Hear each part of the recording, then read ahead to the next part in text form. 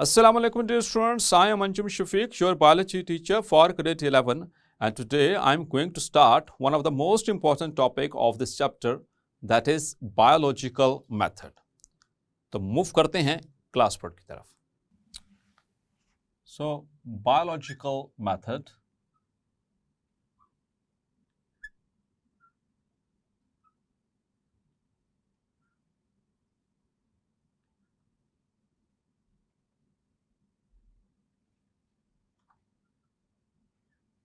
और dear students, इसकी basics आप पहले पढ़ चुके हैं.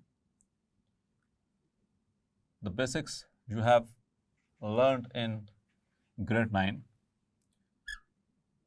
यहाँ पर थोड़ा सा डिफरेंट वे में जो है फर्स्ट ईयर में इन द 11th ग्रेड आप इसको स्टडी करेंगे.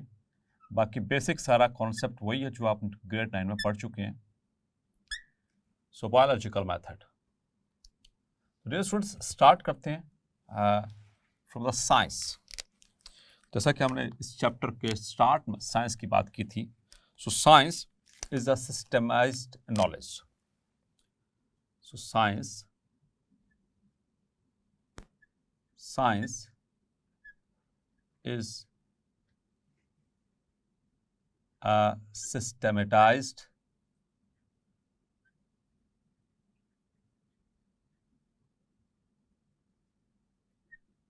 knowledge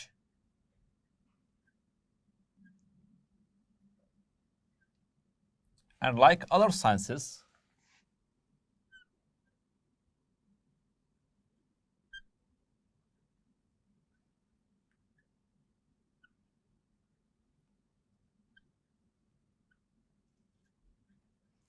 biology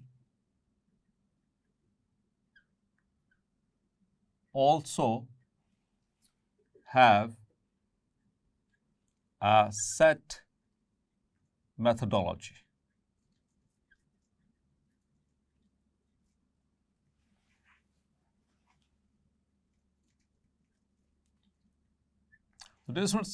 साइंस हमने बात यही यहाँ से स्टार्ट की थी कि ये सिस्टमेटाइज्ड नॉलेज है, यानी कि एक तरतीब के साथ एक सिस्टम के तहत जो है साइंस जो है वो वर्क करती है.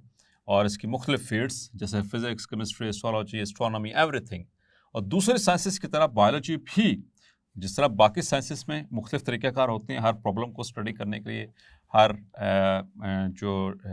किसी भी तरह की कोई कन्फ्यूजन हो उसको दूर करने के लिए, इसी तरह से बायोलॉजी के पास भी अपनी एक मेथोडोलॉजी है और जिसके ज़रिए बायोलॉजिकल प्रॉब्लम्स को सॉल्व किया जाता है. क्लियर? सो हम इसको डिफाइन करेंगे बायोलॉजिकल मेथड को. A scientific method, a scientific method by which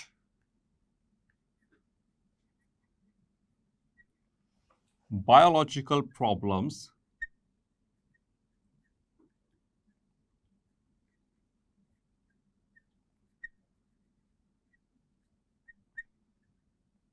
are solved is called biological method. Clear? तो बायोलॉजिकल मेथड एक ऐसा साइंसी तरीक़ेकार है, एक ऐसा साइंटिफिक मेथड है जिसमें बायोलॉजिकल प्रॉब्लम्स को, यानी ऐसी प्रॉब्लम्स जो ज़िंदगी से रिलेटेड हैं, जो लाइफ से रिलेटेड हैं, जो लिविंग थिंग से रिलेटेड हैं, किसी भी तरीके की any kind of biological problems, उनको सॉल्व किया जाता है. That is called as biological method. तो यहाँ पर वर्ड आया बायोलॉजिकल प्रॉब्लम्स. तो बायोलॉजिकल प्रॉब्लम क्या होती है डियर स्टूडेंट? आप पहले पढ़ चुके हैं. Biological problem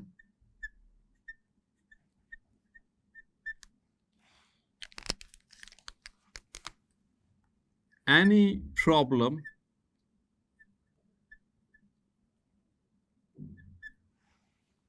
or query which is related to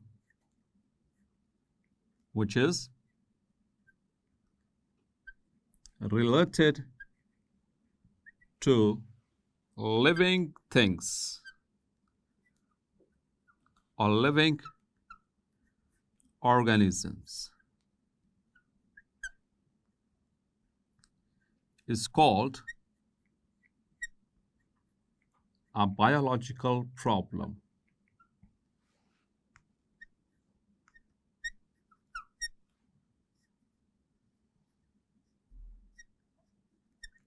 For example, why plants do not move while animals move. यानी प्लांट्स हरकत क्यों नहीं करते, वो एक जगह से दूसरी जगह चलकर क्यों नहीं जाते, जबकि एनिमल्स ऐसा कर सकते हैं. तो प्लांट्स हों या एनिमल्स हों, both of them they are the living things और living organisms. So why it is so. तो इसके लिए फिर हम इसको सॉल्व करने की कोशिश करेंगे. Clear. So this is called as biological problem. और इस बायोलॉजिकल प्रॉब्लम को सॉल्व करने के लिए जो साइंसी तरीक़ेकार, जो साइंटिफिक मेथड इस्तेमाल किया जाता है, उसे हम कहते हैं बायोलॉजिकल मेथड. क्लियर. और स्टूडेंट्स, ये मेथड है. मेथड मतलब कोई तरीक़ेकार है, उसका कोई सीक्वेंस होगा. सो डेफिनेटली बायोलॉजिकल मेथड भी एक सीक्वेंस के तहत बनता है. लेट सपोज कि जैसे अगर आपने चाय बनानी है, तो चाय बनाने के लिए सबसे पहले आपको पतीली लेनी पड़ेगी, को पैन लेना पड़ेगा, और उसके अंदर आप पानी डालेंगे थोड़ा सा एज़ पर योर रिक्वायरमेंट. फिर उसके बाद सेकंड स्टेप में आप उसके ऊपर जो है वो स्टोव ऑन करेंगे. फिर उसके बाद आप उसमें जो टी डालेंगे, और फिर उसके बाद आप उसके अंदर शुगर ऐड करेंगे, या शुगर पहले ऐड कर सकते हैं, टी बाद में भी डाल सकते हैं. दोनों में से कोई एक काम हो सकता है पानी के अंदर.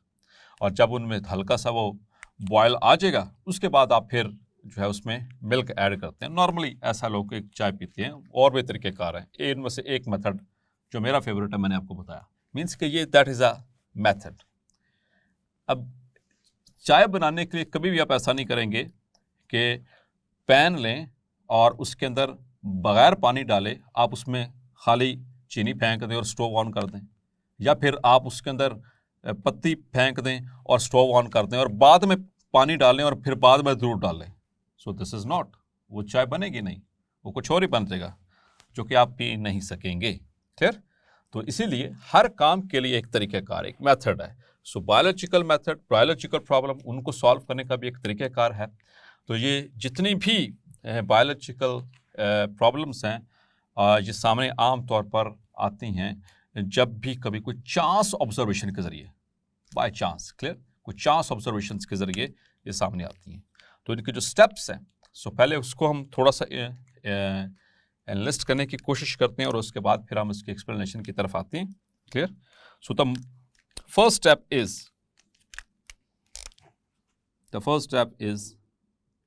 that is observations. मुशाहिदा करना, किसी भी चीज को देखना, परखना. Second is organisation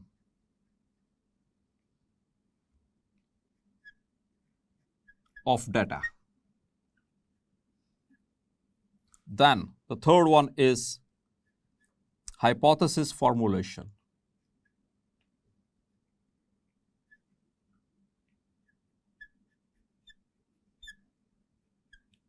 Then the fourth one is experimentation.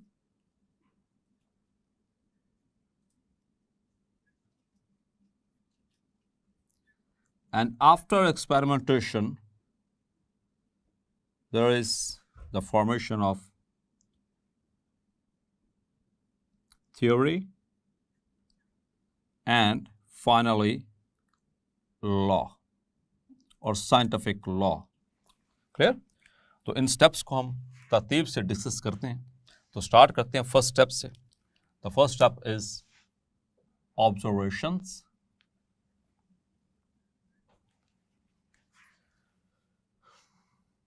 So number one, observations.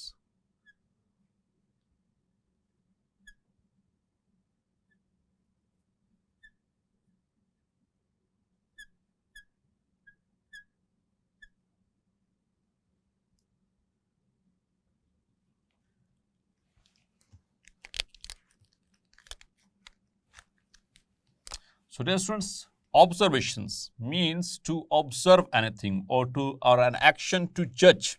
It is basically an action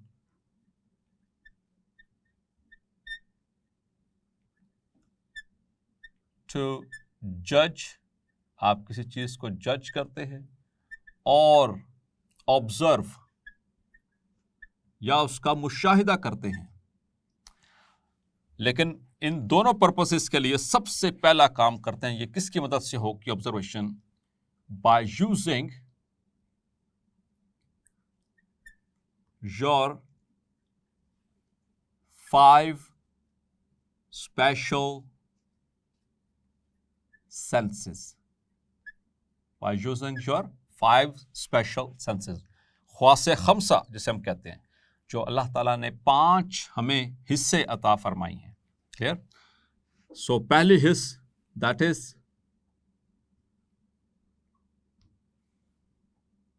so that are number 1,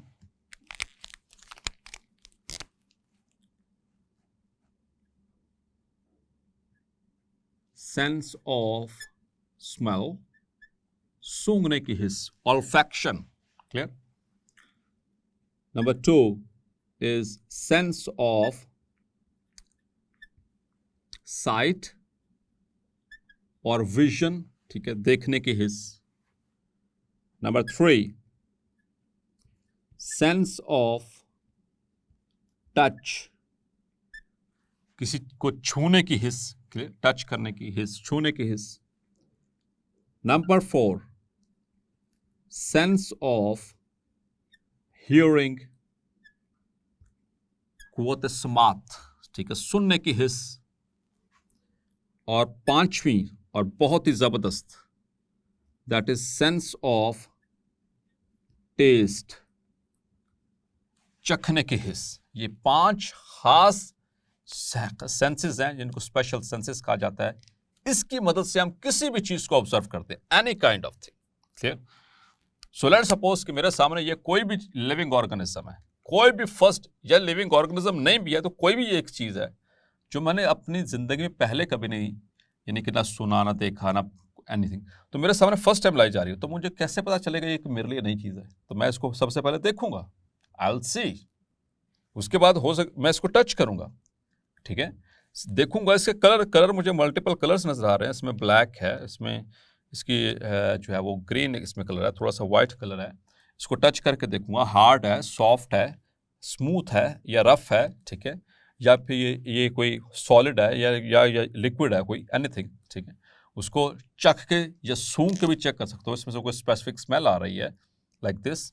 या फिर इसको चख के, अगर मुझे लगे कि ये चखने के काबिल है, तो चख के भी इसको चेक किया जा सकता है, मीन्स कि टेस्ट करके. या फिर इसकी कोई स्पेसिफिक आवाज़ है, उसके ज़रिए भी मैं इसको सुन सकता हूँ. तो दिस इज हाउ, इस तरह से ऑब्जर्व किया जाता है. क्लियर? अब आते हैं स्टूडेंट्स के ऑब्जर्वेशंस की 2 टाइप्स जो आप पढ़ चुके हैं. अदर टाइप्स, तो जी स्टूडेंट्स, कितनी टाइप्स पढ़ी आपने? Types of observations. 2 तरह की ऑब्जर्वेशंस होती हैं किसी भी प्रॉब्लम के हवाले से. ठीक है, जो भी मिल जाए आपको, सो आपके लिए यूजफुल है. Number 1 is the quantitative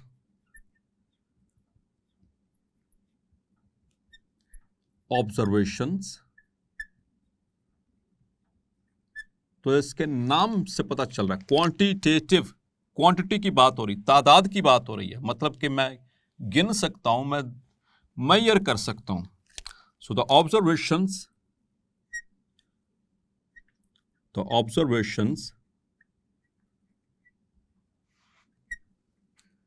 which can be recorded,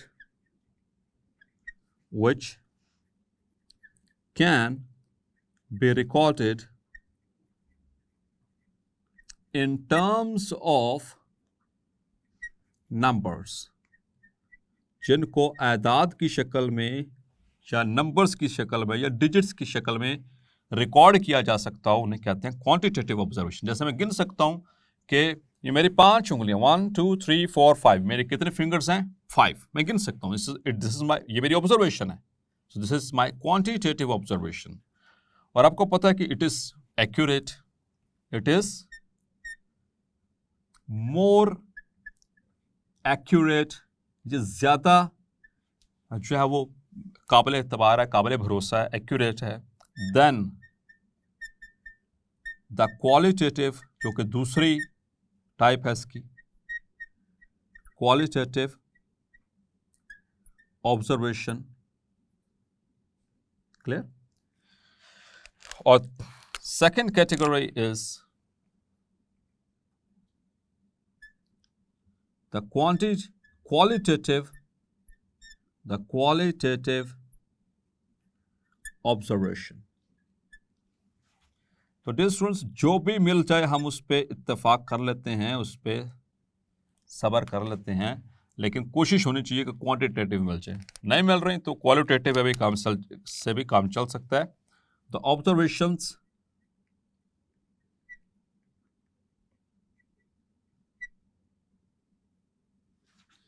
which cannot be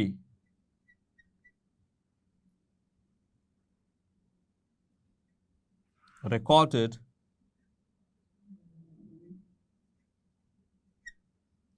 in terms of numbers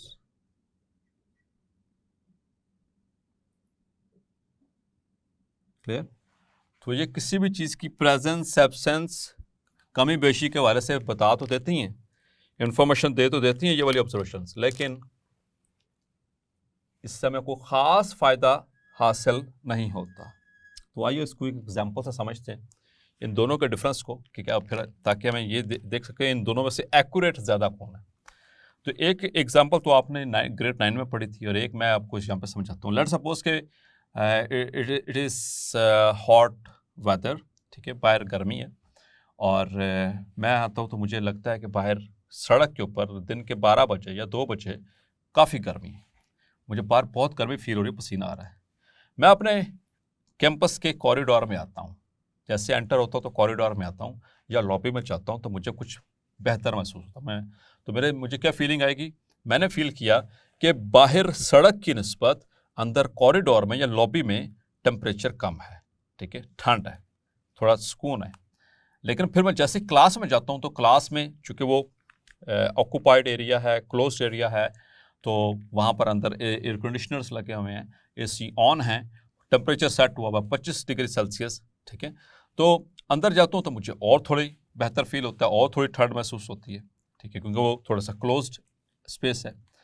تو مجھے یہ تینوں کا ڈفرینس بڑے آسانی سے پتہ چل جائے گا. باہر کافی گرمی, اندر تھوڑی سی بہتر ہے, ٹھنڈا ماحول ہے, اور اس سے اندر اور زیادہ ٹھنڈا ماحول ہے, انوائرمنٹ ہے. کلیئر. تو ایک تو میری آبزرویشن ہے یہ, اور ایک اگر میں کہوں کہ باہر تقریباً 40 ڈگری سیلسیس ٹمپریچر ہے, لابی میں آتا ہوں تو مجھے پتہ چلتا ہے یہاں پر تقریباً 35 ڈگری سیلسیس ہے. اپنے روم میں جاتا ہوں تو اندر 3 اے سی لگے ہوئے ہیں یا 2 اے سی لگے ہوئے ہیں جو کہ 25 پہ سیٹ ہیں, اور اس کا مطلب ہے کہ تقریباً 25 سے 26 کے قریب اس کا ٹمپریچر ہے. تو یہ مجھے پتہ چل رہا ہے. تو یہاں پر میں بات کر رہا ہوں ان ٹرمز آف ڈیجٹس. باہر گرمی ہے, کتنی گرمی ہے, 40 ڈگری سیلسیس. کمرہ میں ٹھنڈ ہے, کتنی ٹھنڈ ہے, یہاں پہ 25 ڈگری سیلسیس ہے. سو یہ آبزرویشن میرے لیے زیادہ ریلائبل ہے. مطلب کہ میں نے یہاں پر بجائے اس کے میں کہوں کہ اندر ٹھنڈ ہے باہر گرمی ہے, یہ نہیں پتہ چل رہا کہ باہر کتنی گرمی ہے یا اندر کتنی ٹھنڈ ہے. Clear.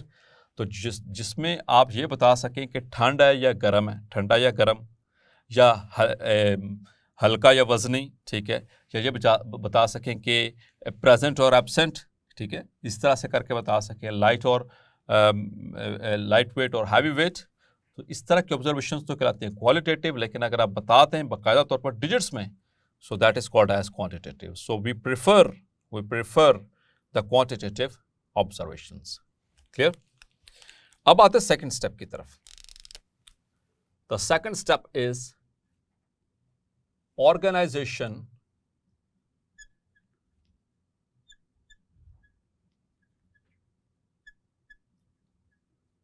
Of data.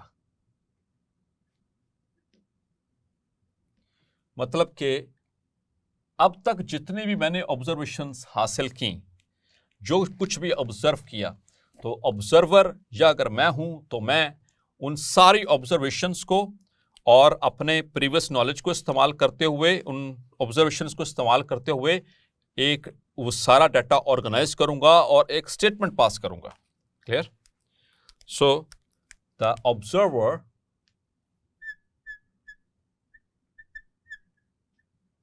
observer organizes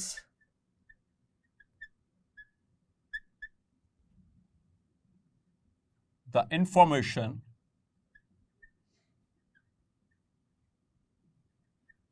regarding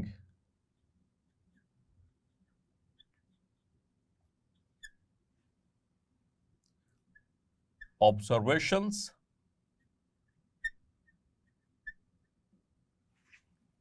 into data form.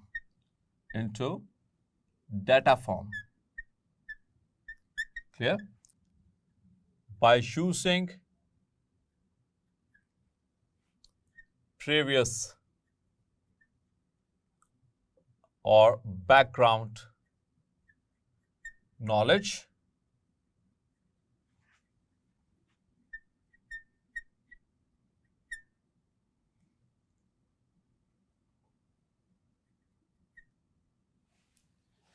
and current observations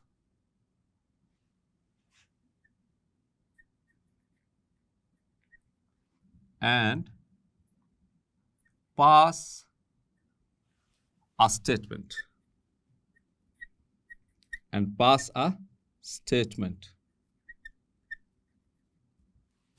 और उस स्टेटमेंट को क्या कहते हैं dear students? That is called as hypothesis. तो फर्स्ट स्टेप में ऑब्जर्व किया, उनको अरेंज किया, जो भी नॉलेज था, जो भी डाटा था, observation in using the senses और यूजिंग माय बैकग्राउंड नॉलेज और प्रीवियस नॉलेज. तो मैं क्या करूँगा, उन तमाम ऑब्जर्वेशंस को एक डाटा की शक्ल में ऑर्गेनाइज करूँगा. Clear? So that is the second step, organization of the data of the observations. Now the third step is hypothesis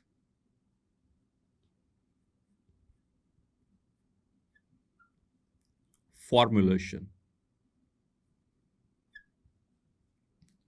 अब मुझे बनाना है hypothesis. One of the most critical steps of biological method, one of the most. Clear? So hypothesis को पहले define करेंगे. What is hypothesis? So hypothesis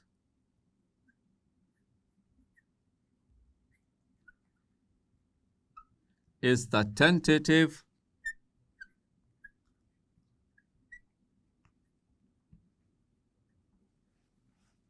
explanation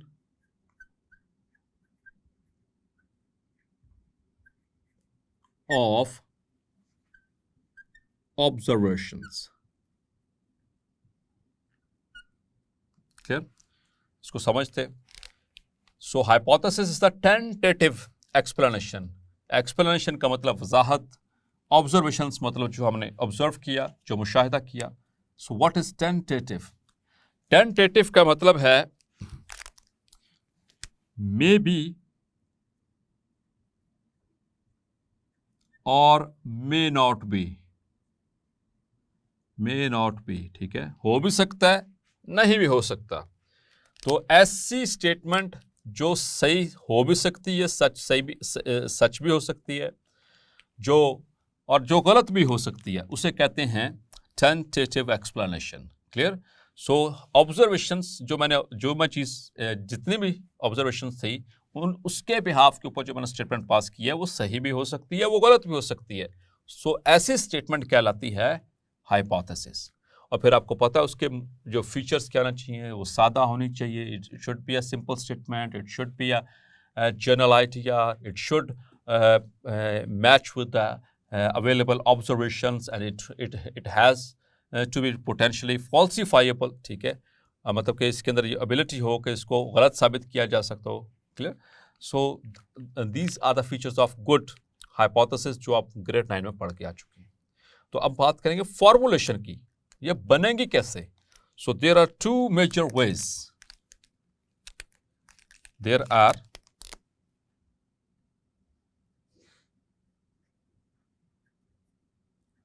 two major ways of formulating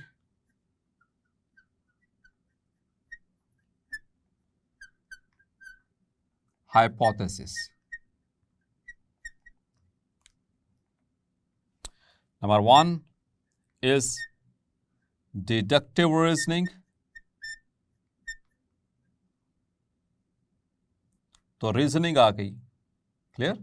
reasoning मतलब मंतक, ठीक है, logic के behalf के ऊपर हम बात करेंगे अब. और दूसरा है inductive reasoning, clear. So deductive reasoning के हवाले से फिलहाल सिर्फ इतना ही. It moves from general to specific, or inductive, it moves from specific to general. तो ये एक दूसरे के ऑपोजिट मूव करती हैं. मतलब कि यहाँ पर हम कहानी स्टार्ट करते हैं, यानी ऑब्जर्वेशंस की बात कर रहा हूँ. डिडक्टिव रीजनिंग में जनरल ऑब्जर्वेशंस और उससे स्पेसिफिक जनरल प्रिंसिपल से हम स्पेसिफिक कंक्लूजन्स निकालते हैं. और इंडक्टिव रीजनिंग में हम स्पेसिफिक यानी कि आइडियाज़ और स्पेसिफिक ऑब्जर्वेशन से जो जनरल एजम्पशंस और लॉस की तरफ मूव करते हैं, क्लियर. सो इसके अलावा भी कुछ मेथड्स हैं जो कि हम डिस्कस करेंगे और इसके बाद फिर हम मूव करेंगे, क्योंकि ये क्वेश्चन जो है एक एज अ लॉन्ग क्वेश्चन ये अगर आ जाए तो यानी पूरी लेंथ तो मुश्किल हो जाती है इसकी. एक ही क्वेश्चन में अटेम्प्ट करना, तो ये पार्ट्स में पूछा जाता है, like observations and hypothesis formulation, या हाइपोथेसिस फॉर्मुलेशन डिटेल में पूछी जाती है जो मोस्ट इंपॉर्टेंट पार्ट है इसका, या फिर कोई और लाइक है थ्योरी और एंड लॉ, इस तरह से पूछा जाता है. कंपैरिजन में इसको एक्सप्लेन किया जाता है. सो डियर स्टूडेंट्स, होपफुली आज का लेक्चर आपको क्लैरिफाई हो गया होगा. मिलते हैं नेक्स्ट लेक्चर में और एक्सप्लेन करेंगे डिडक्टिव एंड इंडक्टिव रीजनिंग और बाकी मेथड्स जिसके ज़रिए हाइपोथेसिस बनाई जा सकती है. तब तक अपना ख्याल रखिएगा. अल्लाह हाफिज़.